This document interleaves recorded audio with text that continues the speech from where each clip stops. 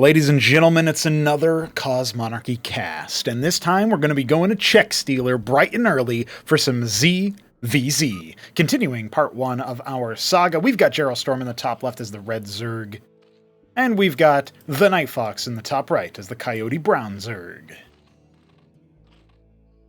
Recently, we have had a large number of people checking out Cosmonarchy. You'll notice things are very different here. At first, it's not going to look super different, but like, oh, wait, that's weird. They're starting with 6 workers. Oh, wait, that's weird. They're harvesting the gas directly from the geyser. Oh, wait, that's weird. They've got sound effects for when they start, when they have Zerg units that mutate or come out of the egg or whatever, stuff like that. But it goes a lot deeper than that. We got 50 units per race. We've got over 100 player colors. And I wanted to give a shout out to Wolfmaw, who mentioned that, one of our new Discord members, he mentioned that he keeps hearing about these 100 player colors, but he didn't know how to access them. And it turns out the way that you access them is by going into your config. I highly recommend checking the config out because it does afford you some really interesting things. You can disable grid hotkeys if you want to use the typical mnemonic hotkeys, which is basically like, we don't do P for probe here, we do E for scribe, but, getting the more traditional hotkeys that you would get instead of them being specified and specialized in certain ways. You can see NightFox doing a little bit of a dance, figuring out what he wants to do with that worker. But the config is really useful. You just open up Fraud Launcher 2. There's a little menu you can click in the top left that says Configs. Just click that first option there. It'll open it up, assuming you've actually got the game installed, of course. And if you don't, why not? Download it, install it, check it out. It's pretty easy to get going. And I highly recommend it, of course. No bias at all, considering I am the principal creator, the lead designer, you could say. Now co-designing it with Veek7, my homie, and a bunch of people from the community also chipping in their ideas and impressions. It's a group effort. Now, we have gone into some ZvZ stuff here, and there's already a bunch of interesting things that I can point out, but this is a port of Kickback. It's called Check Stealer. I like always having a little bit of a name difference and stuff, and like my riff on the name, just trying to do a little bit of something special. This is a map that was requested and commissioned by Hit 'em Up, our reigning Tyrant's Tale champion. And we have some interesting details going on here as Jarrell has scouted to the bottom left, not seeing anything. He might just keep his worker there, but it looks like no, he is going to go ahead and navigate elsewhere. You can obviously use the Circuit over here that's placed on unbuildable terrain. Artosis talks about this a lot in his casts. This is basically a little trick mapmakers invented a while back. It still does work in Cosmonarchy.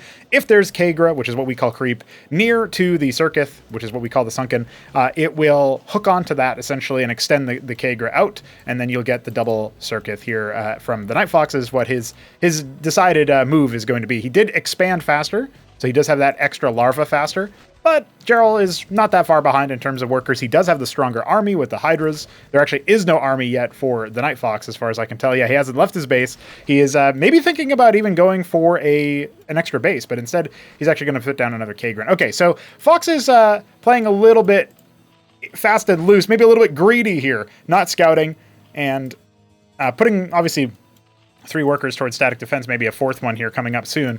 He wants to hopefully just kind of riposte Jarrell out of his base, dissuade him from moving any further forward. Circuits, I can't remember their build time, but I think it's something like 15 seconds or whatever. So that 3rd one will definitely be finished before the army for Jarrell actually comes into play here, right? As you can see, it spawns at around the same time. And yeah, I mean, Fox is able to just walk through this if he wants to. That Izira Core taking a lot of the hits. You can see a little bit of burrow micro happening. It's a little bit harder than it looks, but he's obviously giving it a good go. It does also allow the Zerg player to regenerate units. Oh man, he left the Circuit on 10 HP. There you go. It's going to get cleared out. But yeah, it does allow the Zerg player to regenerate a little bit faster. But you can see only 1 Hydra making it in. He's only going to kill 1 enemy worker before he is put down. Jarrell definitely could have just walked right past the static defense, and then I think TheNightFox would have had to GG. Jarrell maybe realizing that as he sees not a single combat unit out of the TheNightFox, he says, LOL, that was dumb of me. It's okay. It's only been watched by like 300 people on YouTube or whatever. No worries there. But yeah, okay, he comes to his own conclusion, the same conclusion that I came to. There you go. Got a quadruple hatch coming here for Fox. He's added a 3rd one in the main and then a 4th one down here in the 3rd place, 3rd base location. Just like in Starcraft 1, the minerals you'll notice here are already starting to deplete. They start with 1,000 instead of 1,500. I can't remember what Starcraft 1's actual version of this is, but in Cosmonarchy, the resources work differently anyway. You deplete your minerals and the mineral depletion works like gas depletion in StarCraft 1, where the node persists, and you get you get less resources than before. In Cosmonarchy, instead of reducing the yield, essentially the mining time goes up, so it takes longer for one worker to get the same amount of money. And that means that your worker count overall on that base should go down, because it suddenly hits saturation at 2 workers per node instead of 3 workers per node. You know, you might have heard people talking about like, oh yeah, it's 3 workers per patch, roughly speaking, in StarCraft 1. Obviously, saturation is always a little bit fast and loose. Like, there's a lot of contextual stuff about that. But that's one of those things that I think is really cool about depletion in Cosmonarchy, is that, yes, of course, it hurts you, but it hurts you in a way that makes you want to build less workers in that area, right? Or transfer workers out, right? So it adds a little bit of macro management, you could say. Now, more static defense is on the way, but I don't see any anti-air. There was a couple of pairs of quasis. Okay, that's all right. But when you know that your enemy has the den, you gotta afford the option for them to go for skiths. And enough skithra cores will kill the quasis. But at it looks like Jarrell doesn't want to waste the opportunity. This is always an interesting thing to jump back and forth in. Do you attack with your first couple of units of a tech switch and thus reveal that you have them and play your hand too fast, perhaps? Which I think is what happened here with Jarrell. Or do you go for a mass up and thus maybe allow your opponent to build the requisite tools, thus wasting your window? So there's always an interesting set of options there. But we do have 6 skithra cores that can duel these quasis and kind of pick them apart at the extremities. They do work a little bit differently than something like a Mutalisk, of course. They're a bit durable, a bit more durable than a Muta for sure. However, they deal sort of line trace damage here. That's sort of what they're going back to, the projectiles returning to them.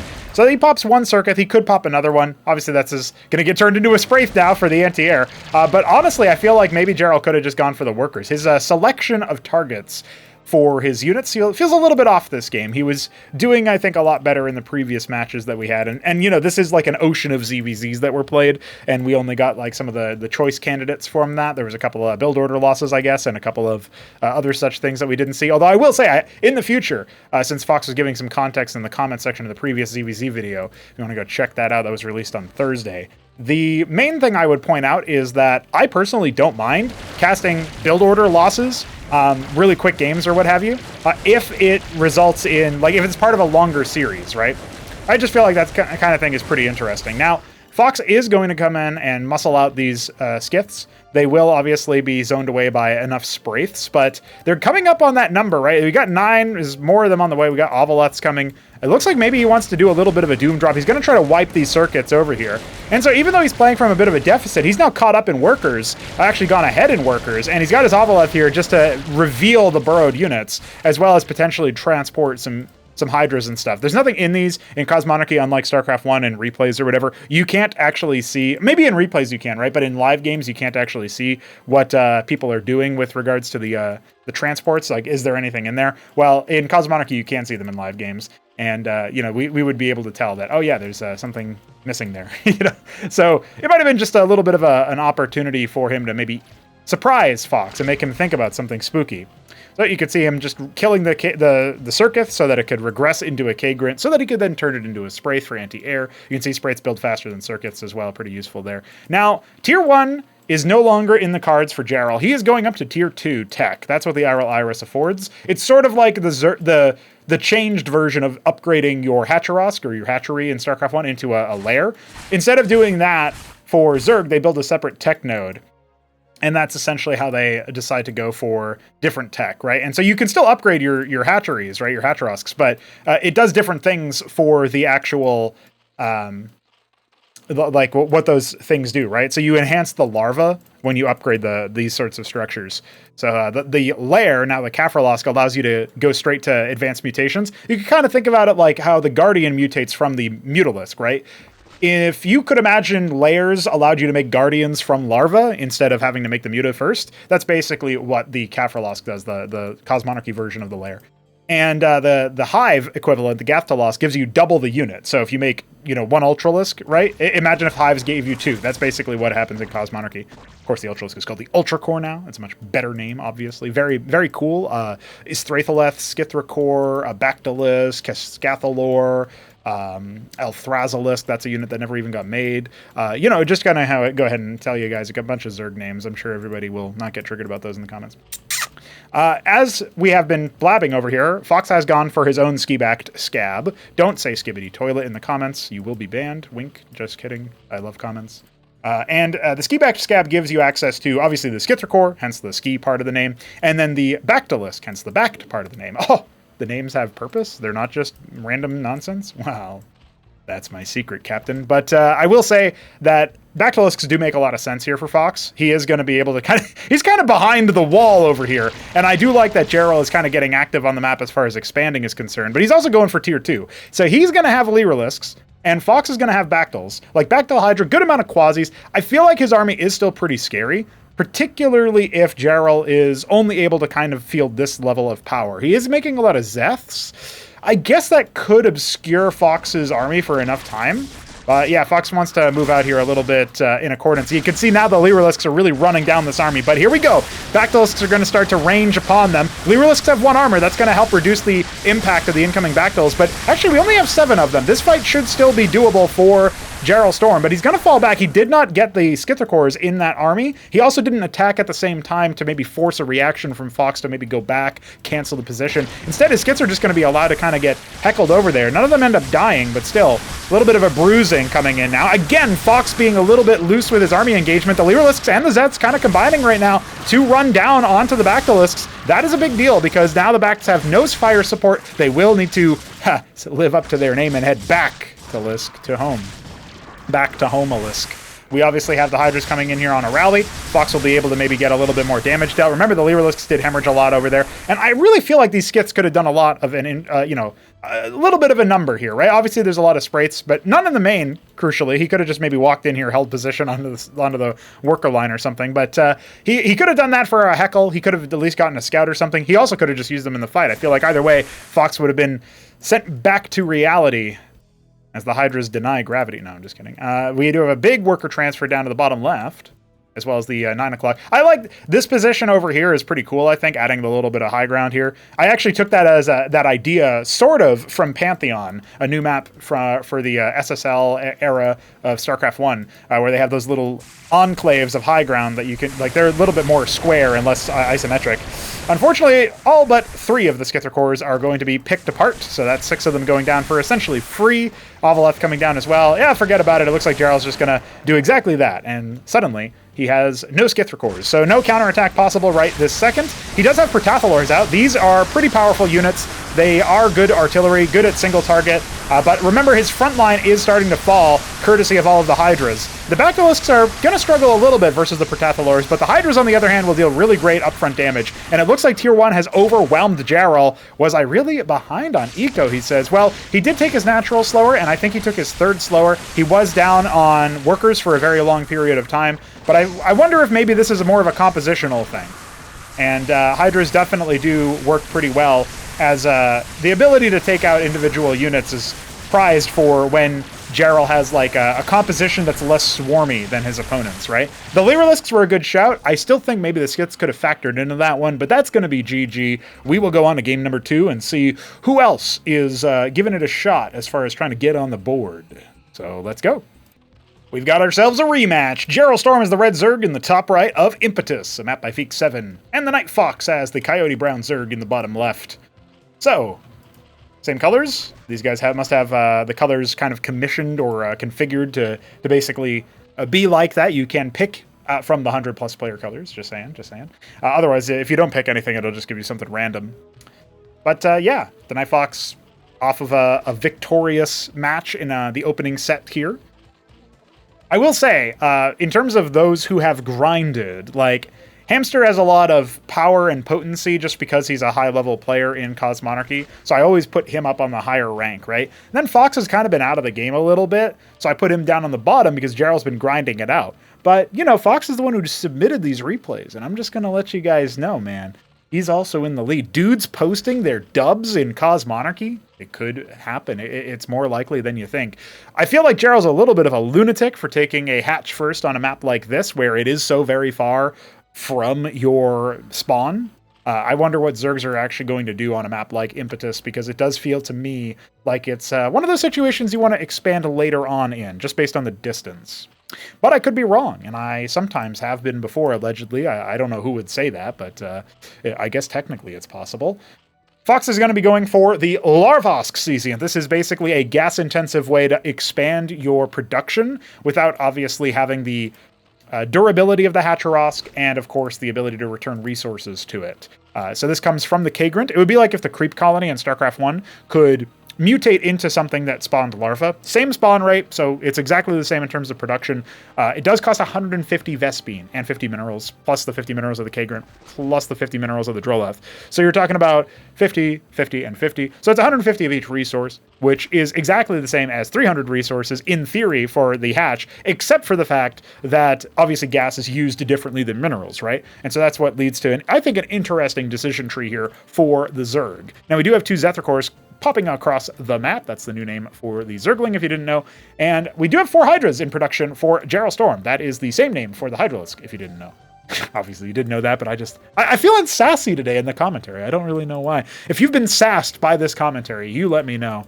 Cascathalorus, Thraithaleth, etc., etc. But I don't know. It's feeling pretty good. Zets are really mostly just going to be here to maybe check things out. Fox, unfortunately, not able to navigate around the Hydras and maybe give him a run around to see, is he already mutating his Hydrath? Is he getting any Larvosks or hatches in the main? There's probably not much he could have scouted based on the timing. You can see Fox inching closer to his ramp with his second Larvosk there, which is interesting. And it does make sense on a map like this. You want to be able to eventually put down a circuit if you need to. One thing that I didn't see in that last game, we haven't actually seen in Z games in general for a little bit, is that you can make a Kagrant, a Creep Colony equivalent, and then use the Ovaleth, Overlord equivalent, to transport it. But once it mutates, you can't pick it up until Tier 2, until you get a Tier 2 transport unit. So that is something that I think is pretty interesting, because it basically means that you can use the Ovaleth for the purposes of migrating the, your Kagrant. Say you wanted to put a defensive structure over here, you could do that with an Ovaleth and then mutate it. So it is possible. You can unload it without it needing to be on the Kagra. So I think that's pretty interesting personally, and it has been a staple of Zerg in the past. We'll see if it comes up in the future. Actually, if you guys want to go back and watch Acropolis #1, the grand finals, I'm just going to point out and tease you with it. Maybe I'll drop a link in the video description for those interested. But games 3 and 4 involved dropping that as part of an offensive cheese. And I just wanted to point that one out for the Zerg, because I feel like that's really awesome. And hopefully we see it again in Acropolis #2 starting on the 26th of October. Sign up still open, by the way, as of the time of recording. We've got the Hydras massing up here behind the 2 circuits. It's kind of a shoe on the other foot situation, as Jarrell is the one making static defense. 14 Quas will beat this army of Hydras. Jarrell does have to be a little bit careful. He is only making, he's actually not making any combat units right now. Zet's coming in and put some damage down onto the circuits, but there's not really a focused target right now for the NightFox. Now popping those much-needed circuits, but look, he didn't pick his targets off of the Kagrants in time, and now the Azira Core is out to absorb damage. So it does feel like maybe that was a missed opportunity for Fox to get some damage, but hold the phone. Jarrell's responding a little bit slowly, ends up hemorrhaging an Azira Core. We have more units streaming in across the map off of the 3 larvae per 14 seconds that the NightFox has the ability to make. In Cosmonarchy, the larva time is 14 seconds to gestate, so those who don't know, that is a feature. We were actually considering making it so that the larva wouldn't respawn until after the egg hatched, which would be obviously very different than 14 seconds. But that obviously makes a very different race, right? That's not a change you can make very lightly. We were thinking about that recently. Anyway, the Hydras are going to go ahead and give the Quas the runaround. Maybe that egg slot thing that I was just postulating about could be something that we do if we, we're planning on eventually moving Cosmonarchy to our own engine at some point. That is a plan that has been floated and considered with deep thought, and definitely something I'm interested in investigating and doing, because it's pretty cool. We would just have our own assets for the different races and stuff, but we would keep the spirit of what Cosmonarchy is, keep the spirit of Starcraft alive. In a world full of storm gates and zero spaces, there would still be an RTS that kind of looks like StarCraft instead of a mobile game. This map seems really big. You're goddamn right, son. Even though it's the same dimensions as a lot of the other 1v1 maps, it has the longest travel distance, I believe, of all of the 2 spawn maps. Except for Infinite Velocity, but that's not an active map, so that doesn't count. And technically, hey, the Nidus actually shortens it, so never mind. Wrong again. It's a map by V7, though. We've got, what is this, going to be 4 Larvosks set up over here, so he's going to go up to 6 larva production as the NightFox attempts to take his natural. We're still rocking with only 2 circuits. It feels like Fox might actually have an army that could crack that. It's just he doesn't really have anything for... Oh yeah, look at that, 37 quads. He could definitely walk in here and do a lot of damage. The question for me is, does he have the ability to focus fire the circuits after pushing this army back? And, you know, a lot is going to come down to the micro. But as we're getting even more Larvosks put together here for Jarrell, I think we're soon going to be in some kind of boom-bust cycle where Jarrell, he's up by 12 workers, by the way, but has a much inferior army in terms of army count. So if Fox wants to pull the trigger, it feels like he could do it right now. It's just he has almost nothing back at home, right? And so he's kind of in a holding pattern and hoping that he can come back later on into the game. He does make a Hydrath Den. Interesting choice there. Has a lot of Vespene still in the bank. I guess what we could see here is... I was thinking maybe he could go like Vornath, which is the pool upgrade, and then maybe go for some Nathacores to, you know, we saw actually in the first part of this, I think it was Hamster picking off Larvosks, and so, or maybe it could have been Jarrell actually, it could have been any of them really, using Nathacores to pick off the Larvosks there to cost your opponent a lot of Vespene. But instead it's going to be the Ski Act. Okay, so I don't know if this is for Bactalisk so that he can sort of siege this position. They don't outrange circuits, right? They both have 7 range, but... effectively, they can pick the targets and engagements a lot easier. Or is it going to be for Skithercores? It's kind of a hard choice to make right now. Hard to read about Zerg, right, until you actually see what they're doing. But a lot of the Vespene in the bank kind of makes me feel like it could be Skiths. It's just, you know, he is, you know, mining out from this position. This is definitely where you want like a detector in the enemy base, because you can actually click on the eggs when they're in production. If you have detection, you can actually see what they're making. But another thing too is that if you see a lot of eggs pop up almost all at once because of that plan, that's very different than if the Hydras start mutating themselves. So we are going to have a little bit of a move out as Jarrell has started to use that larva for production. The Quasis starting to wipe on through all of the Azir cores, but the damage density of the Hydralisks I feel like is just going to be too damn high. They are going to be able to punch on through, break the contain. As the third base is coming on down here for Fox, he's going to have to scramble some kind of response. And really, it feels like even though he's tied up in workers now, I would guarantee you if the game ended right this second, we would go to the score screen, we would see Jarrell with a higher resource score. He's just had that worker saturation a lot longer. Going to be going ahead and double expanding here as he sends 2 workers out for that purpose. Going to be taking the 2 o'clock position and the 12. I don't mind it whatsoever. He should also be checking. It's always good to check if your opponent is expanding out here, and that is going to call Fox's bluff as his units kind of casually reveal that the hatch is over here. He's going to force a cancel relatively soon. Fox only now going to be able to respond to that. There we go. Gets the cancel off. Worker does end up dying, but hey, Fox comes out of his base. He has a couple of backs. No static defense whatsoever. You really want to wait for more Bactalisks to actually come up here, I feel like, if you're in Fox's shoes. But he thinks maybe the army is even enough that he can do something. More Quasis coming in could very well take that, but we also have Hydras coming in on the other side. This is kind of the big army fight that we were expecting earlier in the game, perhaps, but it's coming up a little bit later, and the Hydras are just diving onto these backs. There's nothing really behind them. Do have 5 Hydras in production, but they do take a little bit of time to make. Looks like Jarrell going to second guess himself there. Worried about maybe whatever's going to come out of those eggs next. He canceled the 3rd. He's taking 2 bases of his own. One of them is about done and has workers ready to go, so it feels like he's already done his duty. Jarrell, on the other hand, feeling pretty good about his situation. We do have a static defense structure coming on down for Mr. Fox, as he's planning on just muscling through it, seeing what he can do from I would say a negative position, right? A behind position. I do say, even though it's, obviously this is not the muta spam you expect from ZvZ if you're used to StarCraft 1.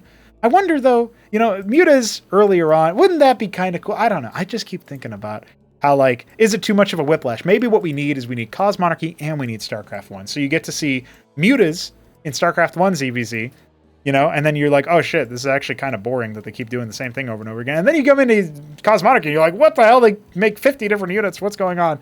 My brain is being blown right now by the number of units, but my brain blow-a-lisk. And you're goddamn right about that, but Fox might be dead too right as Jarrell just sinks his teeth into him, charging forward with the Hydras, clearing the deck. A Zorka Shroud in production for him as well. He was planning on expanding his tier 1 tech choices a little bit more if the Hydra spam didn't do the job, but we can see the job is just about done here. Fox has 1 circuit, but it's not even going to be challenged right now. The 3rd base once again canceled by JarrellStorm. Is he even going to actually catch it in time? Oh, not quite. And that might be the nail in the coffin here. 300 minerals down the drain. Adding another hatch in the main, but his larva is actually very far behind, right? He's got 5 larva production. Meanwhile, we've got just 5 right here.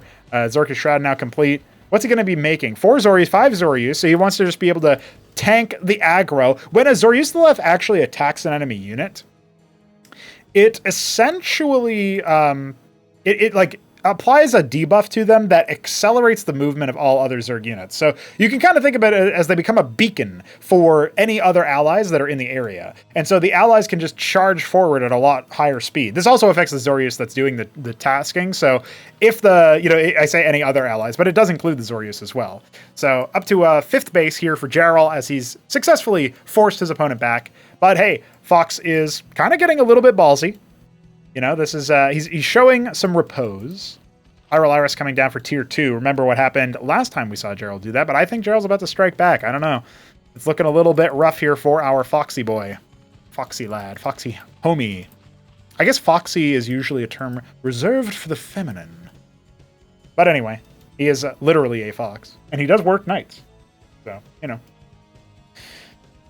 Coming on in here from an unexpected angle, Jarrell going to be able to get the jump on a minority of the TheNightFox's army, but the plurality is on the way. It's Hydras, it's Quasis, it's some Bactylisks, but in an awkward angle, he doesn't really have anything that can hold the Hydras back, it feels like. Does have good focus fire from the Bactylisks onto the Hydras, but there's 25 of the bad boys, man. You're not really going to be able to break through that. I can't believe I just saw Quasilisks take down Zoryus, but I think that's probably going to be the straw that broke the camel's back. I just let you get too far ahead on eco and production. You know, that's not a bad choice. Not a bad show. I was going to say choice and shout. But yeah, not a bad shout. Of course, no GG. The TheNightFox doesn't GG. And yeah, that is true. That is actually a fact check true right there, because the TheNightFox does end up taking that loss. But again, even though, I mean, I was talking about resources mined. Obviously, Jarrell did stretch ahead at the end there. But I think it's true. You just look at how long the worker advantage was held. Fox took that advantage or negated that advantage on 2 bases after the containment had been broken, basically. And so at that point, it was a little bit too late to activate. And you know what it said? You know, if it rhymes, it's just obviously true, right? So let's get into the final game of the set. We'll see if Hamster ends up playing in it so that he can, you know, get a winning score or not. We can tally up our results. Well, let's find out. I can't wait. I got to find out right now. Oh, I found out. It's JarrellStorm versus Hamster. JarrellStorm in the bottom left as the Platinum Blue Zerg. Oh, it was Eggshell Blue. And Hamster in the top right as a Celadon Zerg. He's always Celadon. I think. Ling first combat unit. Scout. All right, we got some plans. This is Spinal Tap, a port of Vertebra, commissioned by 3 Crow, done by myself. I can't remember the original author, but I always commemorate them in the map description. A little bit of Vespene being harvested here from Hammy Man, and actually from Jarrell as well. They might both be going Hydrith. I remember when Hit 'em Up was practicing Zorkis first, you know? It's really funny. Hey, good shout here from Jarrell. There's I don't know what it's called. It's it feels around the corner from Dunning-Kruger almost, but it's like when you find something out and you're like, wait, that's a new thing. That's a new lesson. That's not what I'm used to. Like, sometimes it does do stuff to your brain. Like, you're like, well, I guess that changes everything about everything. Instead of, you know, that's revolutionary. And everything I thought was wrong. And then it comes out, oh, wait, no, that guy's doing what I thought was the right thing to do earlier, too. And it's still working. I can do it. You know, it's a thing. Hamster here has paused at 85 Vespene. I think the man is going Hydras. Well, I guess this might be an Iziracore after, because he's not harvesting Vespene anymore, yeah. All right, my build is stupid. I love that. :O. Angled bracket dot angled bracket. Also known as Sideways V. Did you guys know that the Unicode for the regional indicator U comes up as V? Who the fuck thinks a V is U? Eek7, obviously. Got him! Well, I bet you guys had no idea where I was going with that, but gotta tell you, the master is at work. Anyway, Hamster is up to 200 minerals. We'll see what he wants to do with that. Yeah, I guess the stupid part of his build is that, oh no, his larva comes up at the same time as his Hydra. Honestly, he could go for like double Iziracore based on that. Oh, he's gonna go Hydra. Ah, peculiar. Well, 2 Zets are gonna come in and start wrecking face. Jarrell's going, oh, hatch first. And then he's gonna come up here and say, so where's your pool? Oh. You can tell that it's a hatch based on the timing, right? Of the Kagra and stuff. Unfortunately, 2 workers died. Hamster's still ahead on workers. That's kind of cool. But could have been better. Could have been better. Hatch now coming down for Jarrell. That'll be his 3rd and 4th larva per 14 seconds, respectively, because he's already got 1 Larvosk, and the 4th, or the 2nd Larvosk is on the way. That's the 4th larva. I gotta think of like a more punchy word to use. Oh no, another worker died. Oof. I gotta think of a more punchy word to use for, what do you call it? Like larva production? Like the larva production is just a mouthful. And nobody wants a mouthful of larva. That sounds horrible. So, yeah. I'm sure larva's a nice guy and all, but I don't want him in my mouth. We've got these bridges, or ramps, I suppose, all across the map. And I do have to pretty them up, because obviously they look a little bit ugly. But this is about it. This is what my brain thinks of the remastered ramps, too. So, to me, it's just a side grade. But, hey, it's in Cosmonarchy, which is a pretty crazy upgrade. 1 Zerg going to square off against 3 pairs of Quasilisks. They do come 2 in an egg, if you didn't know that. I don't know how you got this far in the video without noticing that, but you know what? Everybody learns at different rates. And my going rate is about 69 an hour. We do have Kagrant coming in for Hamster. I don't know what that's for. Also, if you guys ever play against Cannoli, shout out Cannoli, he just goes like, he'll randomly show up at your door with like 18 Skithacores, so sometimes I think about putting down like static defense there, and I'm like, I gotta do way more than I think, and then I build like 5 watchdogs, and then he can't kill me. It's brilliant. It's glorious. It's wonderful. I guess you could also just make a couple Cyprians, though. Iziracore is going to march across the map. Swagger. Swing in their step. And look at this. Some more Iziracores exist as well. Just to screw with Jarrell. But that Hydra is going to be made short work of. These 3 Iziracores are going to come on back. A couple workers could end up going down here. I wonder if you maybe could have burrowed there instead. But you know what? Jarrell doesn't target down any of the workers. So, well, he's going to get 1 for free anyway, I guess. Oh, no, he doesn't. He got 2. Okay. That's not too bad, I guess. He is ahead by 7 workers right now. 6 workers-ish. I guess that those Kagrants were for larvas. They're just placed in a weird way. It made me think that they were for something else. Mass Quasi out here for our Jarrell man. I do wish he could have maybe sent 1 or 2 units up here, not just to harass the workers, but also to scout. Does my opponent have a ski back yet? You know, stuff like that. These are important questions that you've got to answer yourself. Avaleth now on the way across the map. We've got some Iziracores moving around as well. We do know that Hamster loves himself some drops, and even though his build is experimental, these guys were experimenting with what ZvZ would look like anyway, it still looks to me like I don't think that the drops would do too much damage. We've got the double circuit over here. Obviously, you can drop back here. So I guess that's a thing. But judging by the positioning of the Avaleth, he wants to drop in the main. And, you know, I saw a Shopkeeper Dog do something really epic, and I hope that the replay works because I want to cast that, where he put a production structure in here. He's a Terran player. And so, like, you can do stuff like that on this map if people don't scout it. But, I mean, let's find out. Let's find out. Because 3 Iziracores can still slap around the Quasis. It's just they won't be able to clear 2 sets of the Quasis, right? So he can clear the first set and then maybe get a little bit of worker damage dealt, but you know, Jarrell's kind of crossed his T's, dotted his I's here.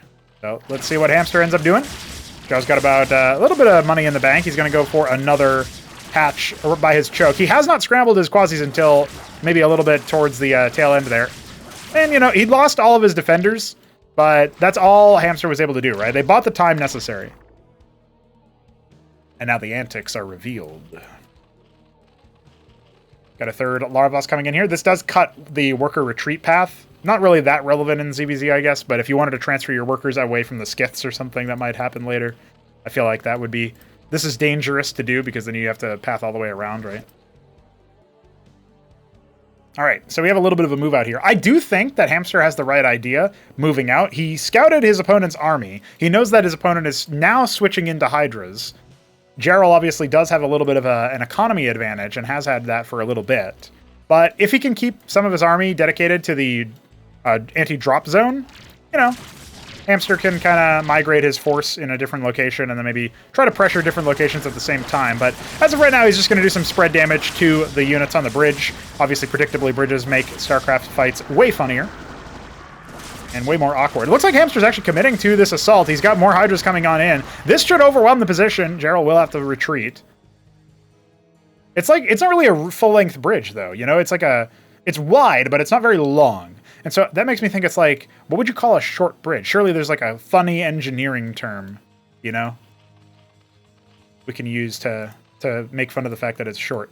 Ah, the Avaleth died. So no response on the transport. I don't know if it got a chance to unload its cargo either.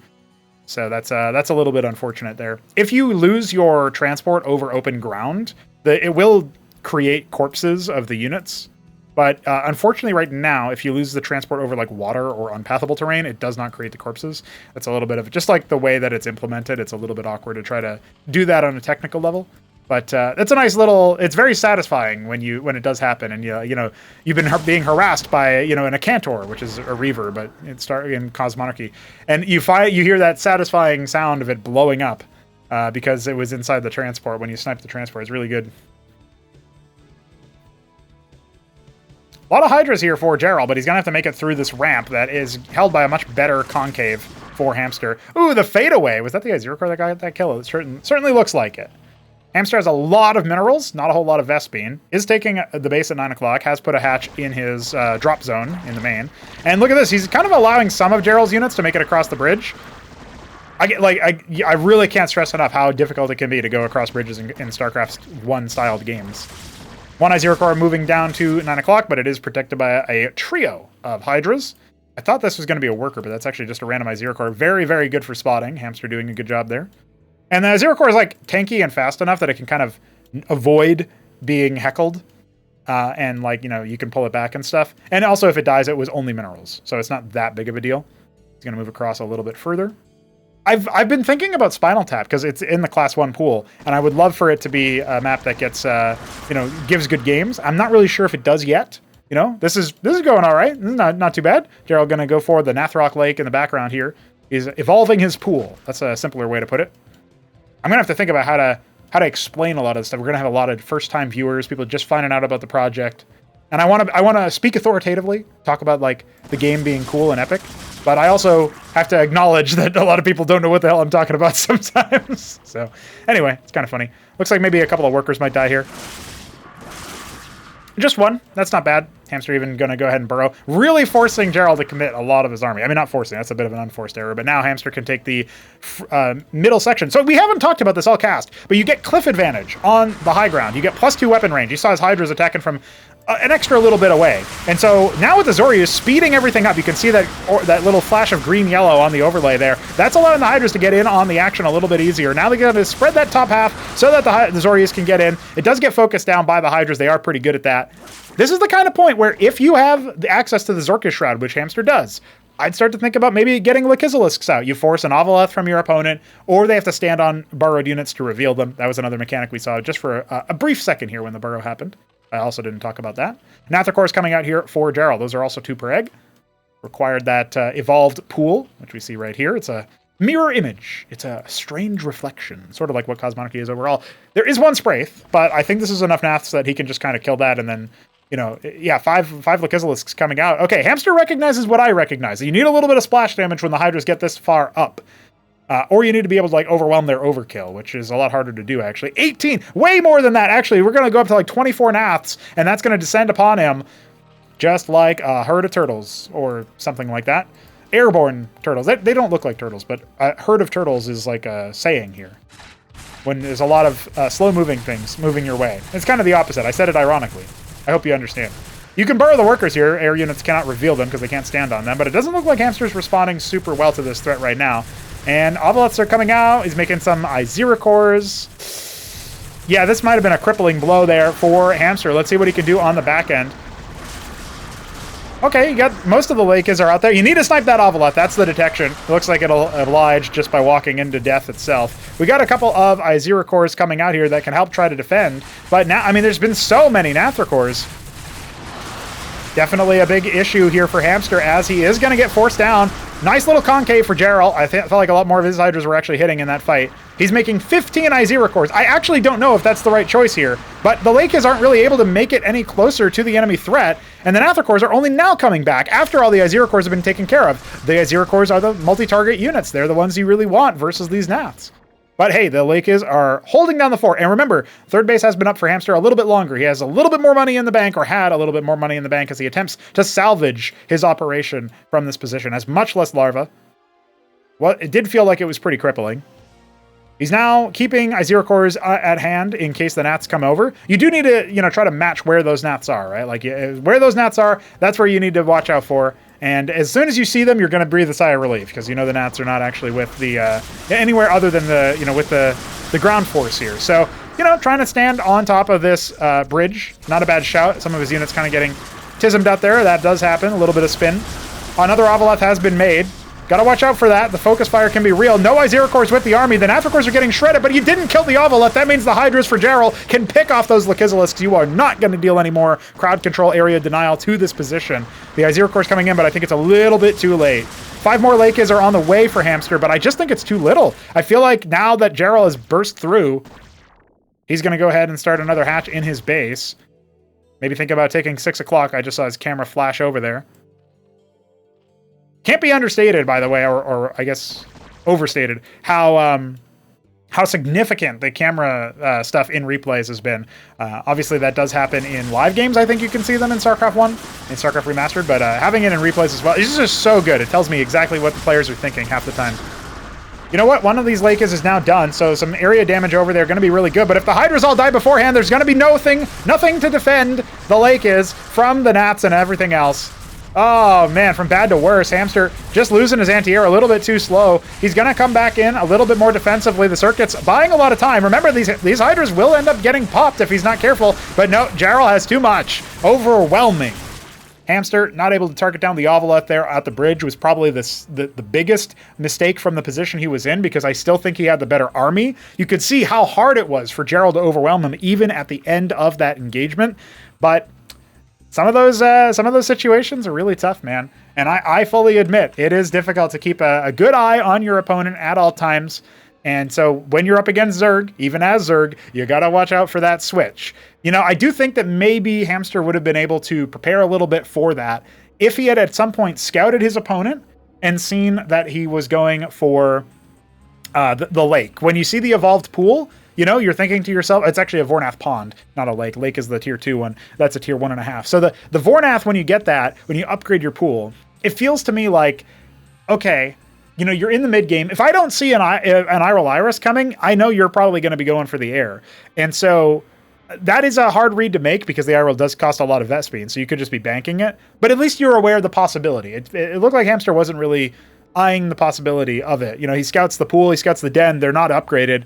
So that's what he scouted with his drop, of course. And so, yeah, just one of those things that it's hard to manage everything and also check your enemy, right? So definitely something to think about. I think Ovoleths are really good for that. I think getting your own air units are really good for that, just to scout around and stuff. But well played. Very interesting back and forth game. Definitely a lot of action in this one. I hope you guys enjoyed another 40-plus minute game or cast of Zerg looking each other in the mirror.